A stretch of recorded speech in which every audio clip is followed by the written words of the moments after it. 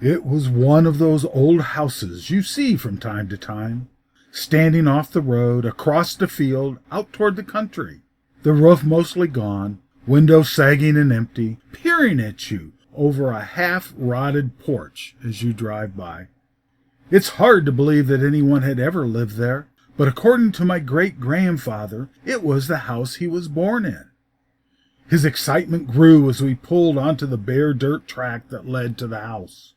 The car was still rolling when out he popped and was moving as fast as his cane would let him, up the stairs and through the black hole that served as a door.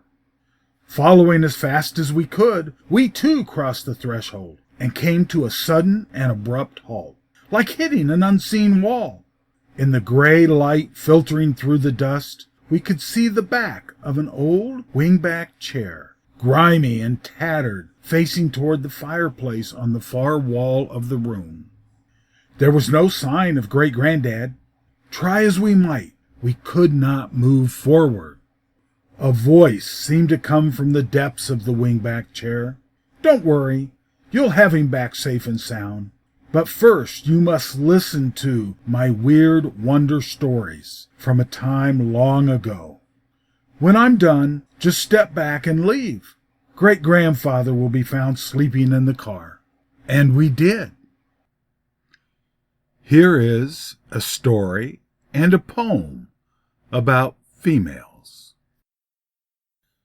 The Song of the Blackbird by Lord Dunsany. As the poet passed the thorn tree, the blackbird sang. "However do you do it?" the poet said, for he knew bird language. "Well, it was like this," said the blackbird. "It really was the most extraordinary thing. I made that song last spring. It came to me all of a sudden. There was the most beautiful she-blackbird that the world has ever seen. Her eyes were blacker than lakes are at night. Her feathers were blacker than the night itself. And there was nothing as yellow as her beak. She could fly much faster than the lightning. She was not an ordinary she-blackbird. There has never been any other like her at all. I did not dare go near her because she was so wonderful. One day last spring when it got warm again, it had been cold, we ate berries. Things were quite different then, but spring came and it got warm. One day I was thinking how wonderful she was. It seemed so extraordinary to think that I should ever have seen her, the only really wonderful she-blackbird in the whole world, that I opened my beak to give a shout, and then this song came. There had never been anything like it before. Luckily, I remembered it, the very song that I sang just now. But what is so extraordinary, the most amazing occurrence of that marvelous day, was that no sooner had I sung the song than that very bird, the most wonderful she-blackbird in the world, flew right up to me and sat quite close to me on the same tree. I never remember such wonderful times as those. Yes, the song came in a moment, and as I was saying, an old wanderer walking with a stick came by, and the blackbird flew away. The poet told the old man the blackbird's wonderful story. That song new?" said the wanderer. "Not a bit of it. God made it years ago. All the blackbirds used to sing it when I was young. It was new then." The end. The Female of the Species by Rudyard Kipling. When the Himalayan peasant meets the he-bear in his pride, he shouts to scare the monster, who will often turn aside.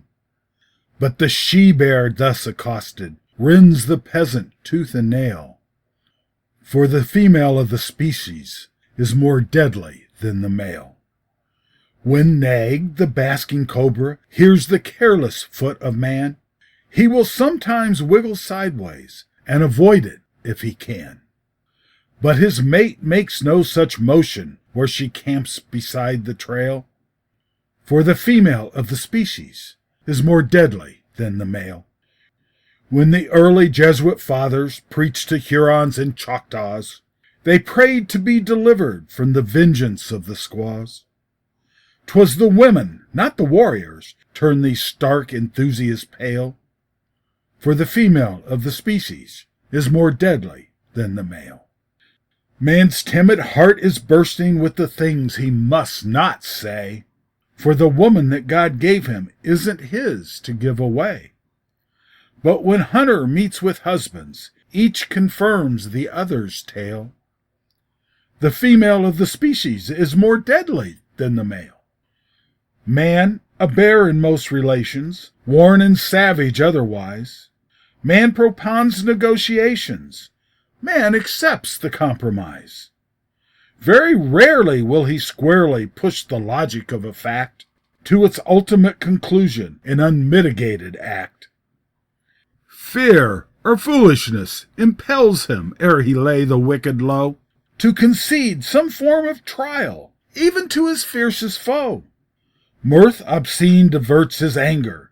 Doubt and pity oft perplex him in dealing with an issue to the scandal of the sex. But the woman that God gave him, every fiber of her frame, proves her launch for one sole issue, armed and engined for the same.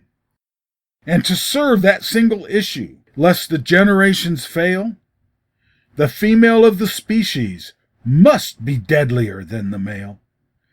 She who faced death by torture for each life beneath her breast may not deal in doubt or pity, must not swerve for fact or jest.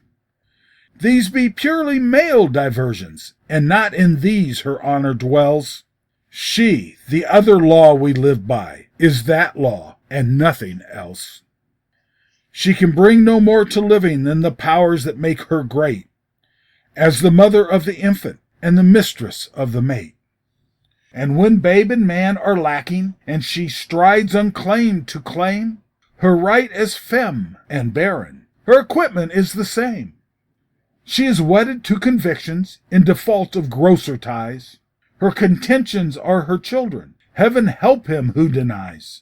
He will meet no suave discussion, but the instant white-hot, wild, wakened female of the species, warring as for spouse and child. Unprovoked and awful charges, even so the she-bear fights. Speech that drips, corrodes, and poisons, even so the cobra bites. Scientific vivisection of one nerve until it is raw, and the victim withers in anguish like the Jesuit with the squaw. So it comes that man the coward, when he gathers to confer with his fellow braves in council, dare not leave a place for her, where, at war with life and conscience, he uplifts his erring hands to some god of abstract justice, which no woman understands.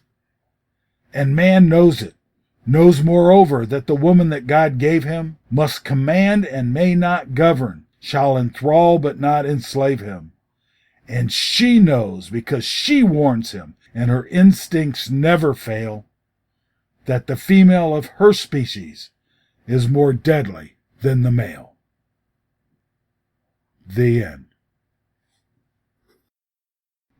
And on the way home, we heard great-grandfather mumbling in his sleep. "Such marvelous stories," he said.